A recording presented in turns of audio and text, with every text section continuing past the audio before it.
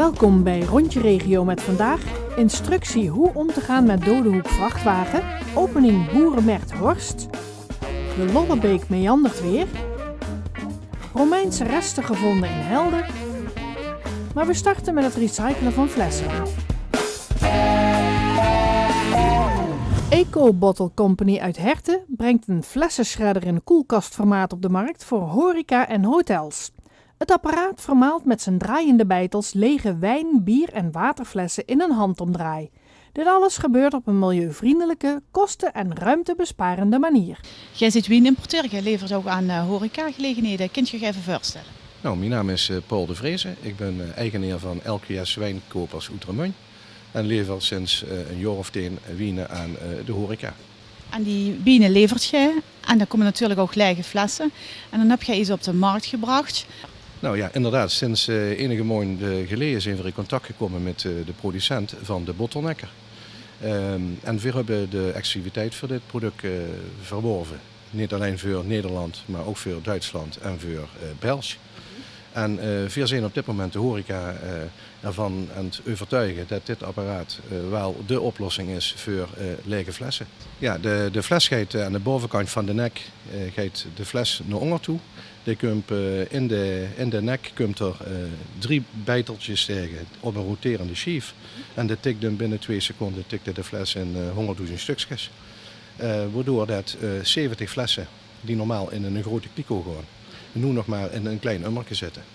Het ummerke werd vervolgens door de horeca-exploitant Boete aan de deur neergezet. En op de route werd weer door de Westrombedrijven het ummerke opgehaald en weer een zuivere ummer en gedesinfecteerde ummer teruggezet. Het voordeel van dit apparaat is, hier mogen ook de kurken of de schroefdoppen, zoals in dit geval, die mogen eigenlijk weer op blijven zitten. Nou, het apparaat gaat nu zijn werk doen. En de fles is weg. Nou, op het moment dat de ummer vol is, slijt het apparaat automatisch in de rode stand. Dat hebben we gedaan omdat we willen geen voldoen aan de ARBO-wetgeving. Dat betekent dat de ummer onder de 25 kilo moet blijven.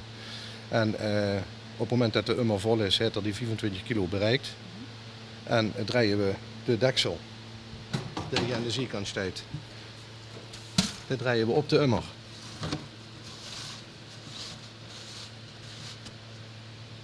We zitten keurig.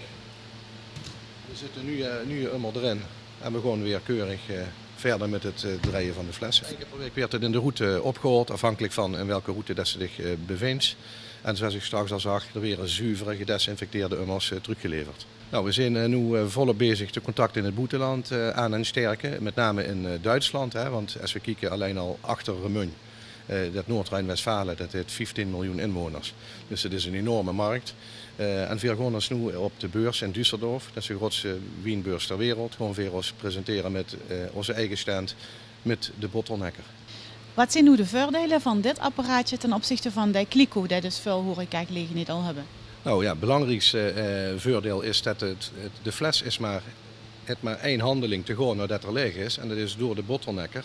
In plaats van, zoals we op vele locaties zien, de fles wordt in de keuken gezet. Vervolgens gaat het in een kratje. Als het kratje vol is, gaat er vervolgens naar de kliko. Of brengen ze de dag daarna zelf naar de glasbak hier. Dat is in de handeling een belangrijk voordeel. Het tweede voordeel is stank. Overlast is er absoluut niet. Denk ook aan fruitvliegjes in het seizoen, wespen. Kind hier in deze kast niet komen. De kast is luchtig afgesloten. En zodra de ummer vol is, heb je net gezien, is de bak ook luchtig afgesloten. Daarna hoeven ze geen kliko meer te huren. Zit het ummerke voor aan de sloot neer en ze hoeven het zelfs niet zuiver te maken. Voor ons zorgen het hele proces. En hoeveel van die apparaatjes zijn er al in omloop? Op dit moment zijn er ruim 120 van deze apparaten al in Nederland in omloop. En we zijn nu echt in Limburg de markt verder aan het ontginnen om ervoor te zorgen dat dadelijk iedereen met het gemak van dit apparaat zijn flessen kunt verwerken. En zijn het alleen maar glazen flessen die erin kunnen? Vooralsnog is dit apparaat geschikt voor glazen flessen. Een klein tipje van de sluier in het najaar komt een soort gelijk apparaat voor plastic flessen.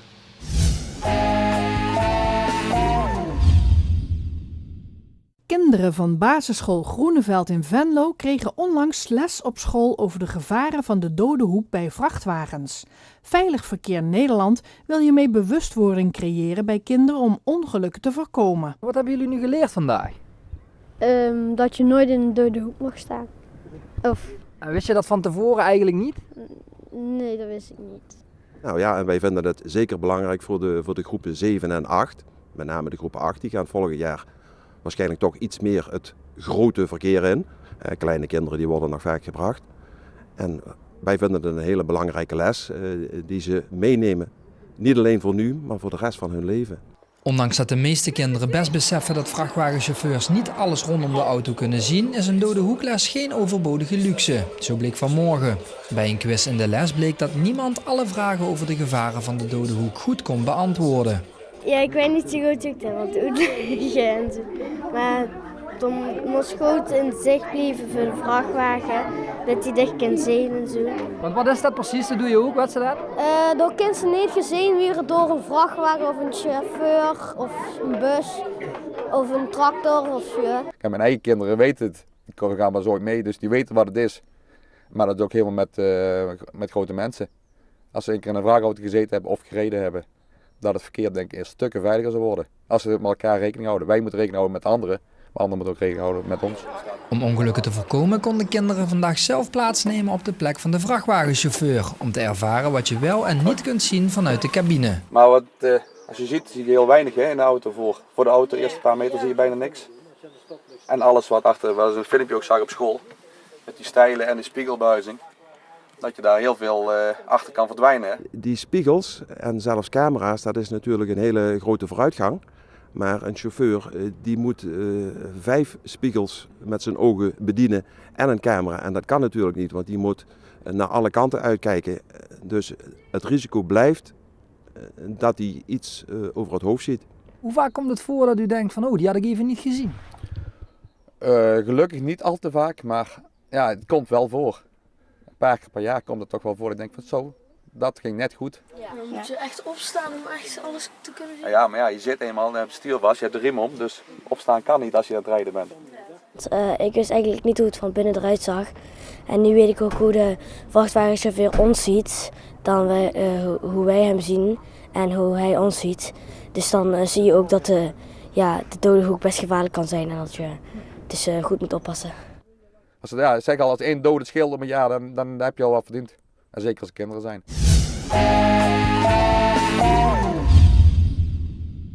Op 9 maart vond na een lange voorbereiding de eerste boerenmarkt in Horst plaats. Op het Lambertusplein in Hartje Horst presenteerden versproducenten uit de gemeente Horst aan de Maas hun superverse producten zoals groenten, fruit en eieren.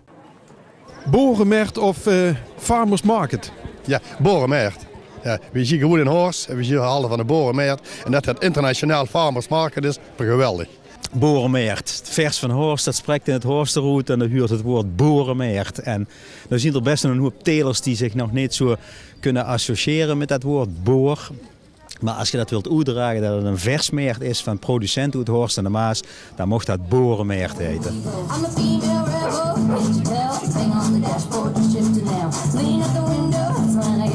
Ik vind het een heel goed initiatief. Sluit ook goed aan bij... Deze week hebben we een rapport uitgebracht over de toekomst van de tuinbouw. En een van de hoofdlijnen daarin is van dat er meer verbinding moet komen tussen producent en consument. Nou, hier staan de producenten uit Horst en de Maas zelf op de markt. En natuurlijk verkopen ze hun producten. Maar ik denk dat dat contact tussen consument, toerist en producent, dat beide heel veel kan brengen. En dat is wel leuk, maar het moet wel uitgebreid worden, denk ik. Er moet wel wat meer komen. We zien net Begost. We komen van een lange weg, maar we zien vandaag Begost. Dat doen we met een assortiment wat heel seizoensgebonden is. Dus wat we vandaag hebben van Oosttelers, dat ving de op een markt. Maar volgende week leert er weer een bij en de week erop leert er weer een bij. We zien aan het praten met zuivelproducenten, met bloemen, met sierteelt. Dus vers van Horst gaat eigenlijk over alle versproducten die in de gemeente Horst aanwezig zijn. Dus we breiden uit. Als alle producten die hier in de Horst aan de Maas geteeld worden, hier tentoongesteld zouden worden of op de markt komen, en ik hoop dat dat langzaamaan gaat gebeuren, dan staat de markt dus echt helemaal vol. Want we hebben een enorm palet aan producten en dat mag gezien worden. De Boerenmarkt is eigenlijk een initiatief wat we ondersteunen, omdat dat eigenlijk in de genen is waar wij voor staan. Mensen bij elkaar brengen en te kijken wat ze voor elkaar kunnen betekenen. En wij zijn geen subsidieclub, maar wij denken wel dat door ook financiële bijdrage aan een enkele initiatief als dit ook bijdraagt om duidelijk te maken dat het niet vanzelf komt, maar dat als het van mensen zelf wordt, dat het mooi kan worden. En zo zien wij ook Horst aan de Maas van mensen zelf en dat proberen wij voortdurend te stimuleren. Het vormt geen concurrentie voor de supermarkten met versafdelingen? Absoluut wel. En dat is ook helemaal niet erg. Een beetje wel, de zaterdag zal zeker wel wat minder zijn bij ons. Maar die producten die hier liggen, die liggen normaal ook bij mij in de winkel. Dus ik promote ook Horst en alle producten die hier verkocht worden, zijn door de week ook bij mij te verkopen. Concurrentie voor de supermarkten met versafdelingen? Nee, daar hebben we ook, maar dat zei ik als voorzitter van het centrummanagement zeer betreuren. Nee, die zijn er alleen maar blij mee dat er meer mensen naar Horst komen. Ja, mensen, kom het mij maken. Het moet een 4 sferen, elke zaterdag in Horst Centrum.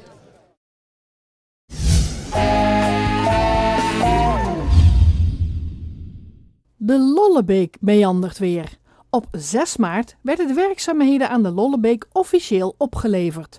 De oplevering werd feestelijk opgeluisterd door de onthulling van een bord dat door leerlingen van groep 7 en 8 van basisschool De Stek in Kastenraai was gemaakt. De Lollebeek die meandert weer. Weten jullie ook wat dat betekent?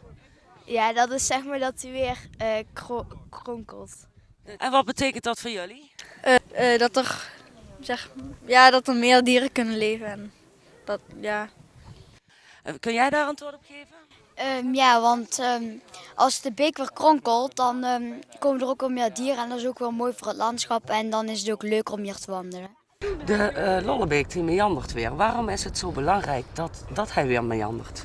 Nou, dat is een opgave van de overheid. Die hebben gezegd dat er een natuurlijke waterloop moet komen. De Lollebeek is ook een beek die op die manier aangepakt moet worden. Dus dat er de stuwen uitgaan, maar dat het water wel vastgehouden blijft. En als je een beek laat meanderen, dus een beetje laat kronkelen, dan stroomt het water niet zo hard weg en blijft het toch behouden. En krijg je ook de kans voor vismigratie in het water. Dan krijg je kans voor de natuur en planten die kunnen groeien rondom die beek. Daarom is dat belangrijk. Maar het gaat hier niet alleen om natuur, er zit natuurlijk nog veel meer bij. Nou, het belangrijkste is de bekerstijl, dus dat is waterkwaliteit en waterkwantiteit waar we mee bezig zijn. En dat kan door het laten meanderen van die beek, kunnen we dat heel mooi samen laten gaan. En wat heeft er allemaal moeten gebeuren om hem te laten meanderen? Nou, je hebt in ieder geval meer ruimte nodig. We hebben wat grondruilen gedaan. We hebben een aantal percelen met agrariërs uitgeruild. Zodat die hele beek wat een bredere loop krijgt. Hij moet ook meanderen, er is ook meer ruimte nodig. Daaromheen hebben we wat natuurterreinen aangelegd, wandelpaden. Zodat het zowel voor de natuur, voor het water, maar ook voor de mens, om ervan te kunnen genieten, om daarin te kunnen recreëren, hebben we daar een heleboel dingen veranderd. En jullie zijn er ongeveer een jaar mee bezig geweest. Is het allemaal vlekkeloos verlopen? Ja, de uitvoering heeft het afgelopen jaar plaatsgevonden, maar de voorbereiding die was al veel langer. Maar het heeft eigenlijk allemaal prima gelopen. Dus ook de landruil met de boeren onderling, wat je al zei, dat is allemaal vlekkeloos gegaan? Ja, was vooral via het waterschap. Die hebben al die jaren eraan voorafgaand, zijn er al mee bezig geweest door gronden slim te ruilen, uit te ruilen. Dus er waren wel een heleboel gronden al in het bezit van het waterschap en ook van de overheden. En nu op het laatst bij de uitvoering en bij de definitieve plannen maken, hebben we alles bij elkaar gelegd en paste de puzzel. En konden we tot uitvoering overgaan nadat we het geld ook hadden. Want dat was natuurlijk wel de belangrijkste hobbel nog die we moesten doen. Bij de archeologische werkzaamheden in Helden bij de voormalige Durpertoren zijn resten uit de Romeinse tijd gevonden. Het gaat om een boerderij uit de 1e en 2e eeuw. We hebben in deze opgravingsput de boerderij aangetroffen. Hij ligt eigenlijk een beetje schuin de put in. En we herkennen die aan de donkere verkleuringen in de grond. Het is houtbouw geweest en de palen die zijn eigenlijk verrot waarvan de boerderij gemaakt is. En dat geeft een donkere verkleuring in de grond. En die herkennen wij zodanig als een spoor, een archeologisch spoor. Naast de boerderij is er ook een waterput aangetroffen. Hij ging ongeveer nog 2 meter diep. En onderin zaten nog houten planken en die waren nog vrij intact. En er zaten ook bewerkingssporen aan, er zaten echt van die aangeputte stukken. Zodat ze ook goed in de grond gezet konden worden. En dat was een soort versteviging van de put dat die niet inklapt tijdens het gebruik. Op het terrein komen 42 woningen. 2 jaar geleden werd de oude Boerenbondfabriek, ook wel Durpertoren, gesloopt.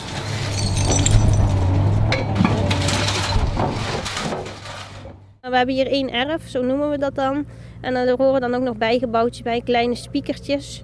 En daar deden ze dan graan in opslaan. En nog grotere bijgebouwtjes waren er meestal ook nog aanwezig. Ja, daar hebben we ook nog sporen van aangetroffen. Volgens Wekers is het niet verwonderlijk dat deze resten nu gevonden zijn. Uit vooronderzoek bleek namelijk al dat de resten uit de Romeinse tijd aanwezig waren. Het is niet heel bijzonder. Eigenlijk hier aan de overkant van de Molenstraat. Daar zijn ook dergelijke boerderijen wel aangetroffen, al in een eerder onderzoek. En ook in Panningen, daar zijn dergelijke boerderijen aangetroffen. Dus je vind je ze over het hele dekzandgebied, waar ook dit toe behoort, dat vind je ze eigenlijk wel. Wordt hier het bouwproces door mee vertraagd, denkt u? Nee, want het wordt eigenlijk meegenomen in het bouwproces. Dus de planning is er ook op aangepast dat er eerst archeologisch onderzoek wordt gedaan en dan begint de bouw. De verwachting is dat de archeologische werkzaamheden nog tot begin volgende week duren.